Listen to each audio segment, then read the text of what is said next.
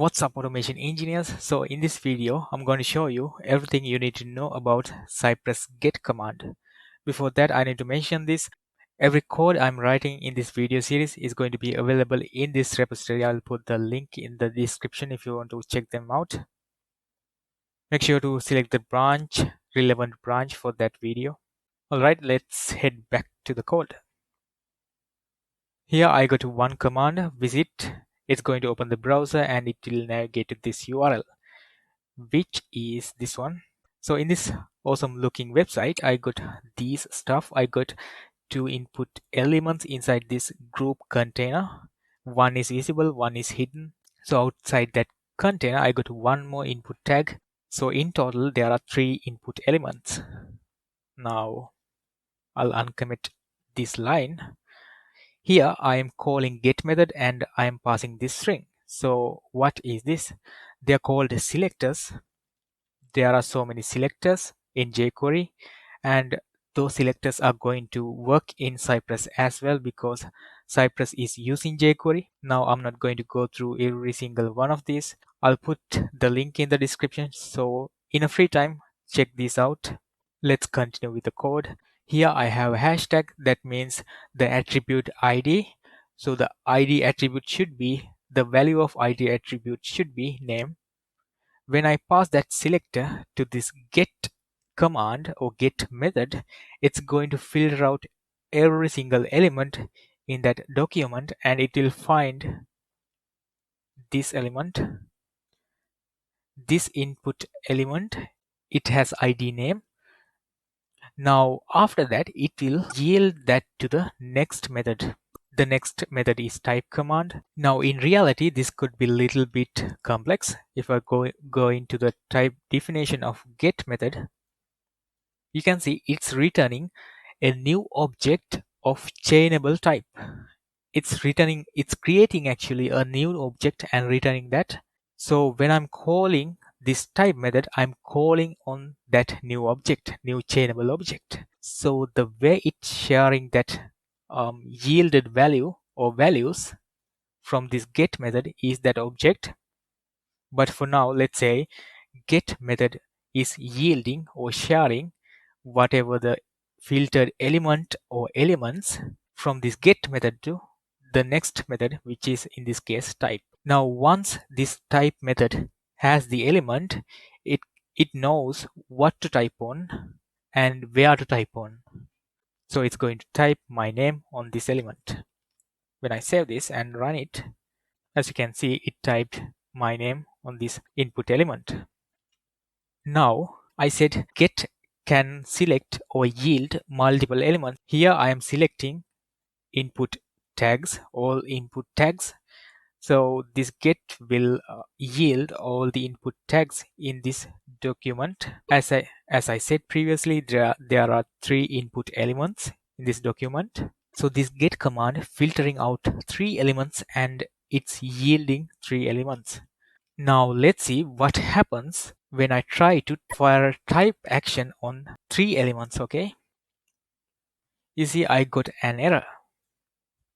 It says can only be called on a single element. Your subject contained 3 elements. So this first get method is filtering out 3 elements and it's yielding 3 elements to this type method. But type method does not know how to work on 3 elements. It only can manage 1 element. So when there are 3 methods being yielded, it's going to throw an error like this.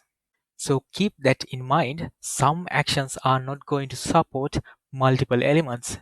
Okay, let's jump to the next example. Here, I'm yielding this group element to another get command.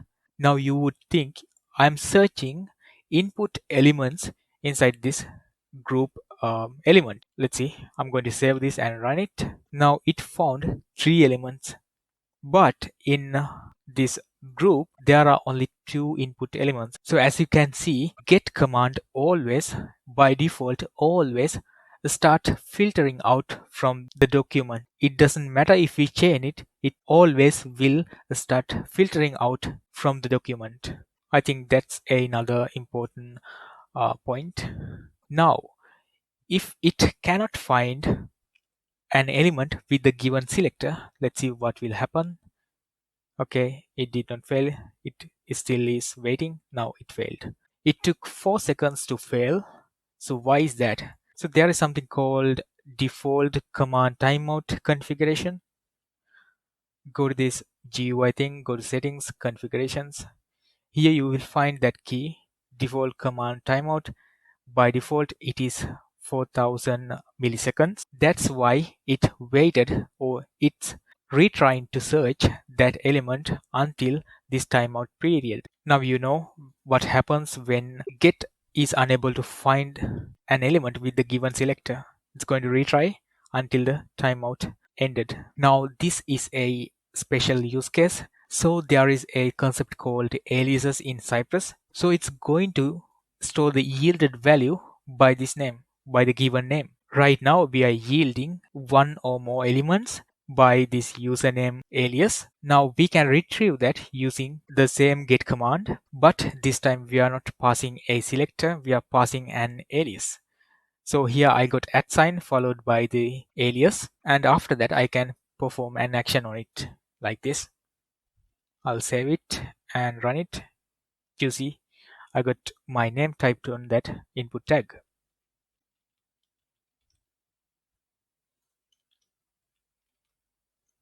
Now there are options that can be passed into get command. Here we are passing the selector or alias as usual, but as the second parameter I am passing an object that has key log. I have set it to false. I'll change it to true. Now when I run this, it's going to display this command log, but when I set it off or false, it will no longer will appear in this command log. So that's a one option. Now we got another option called timeout.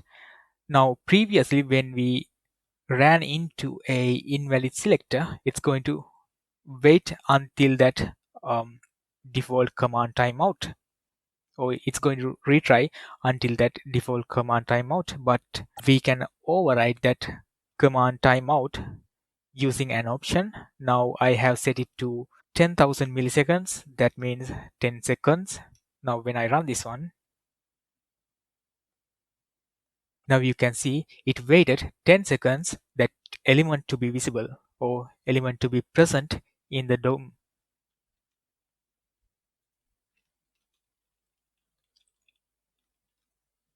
This is the last option get command has within subject. As I said previously, by default, get command always is going to search starting from the document. But we can change that behavior using this option within subject. Here I'm selecting or I'm filtering out group tag. In my web page, it is this container div tag. Now I'm using this then method. We will talk about in future videos, but for now let's just use it. Inside that, I'm calling get method again. Here I am selecting all the input elements. In our web page, there are 3 input elements, but there are only 2 input elements inside this group container. Now when I execute this one, it's going to select only 2 from that group container. If I passed null into this one, it's again going to start searching from the document. Now it found 3 elements. So these are the things all you need to know about get command in Cypress. I think this is it for this video. Thanks for watching. Have a nice day.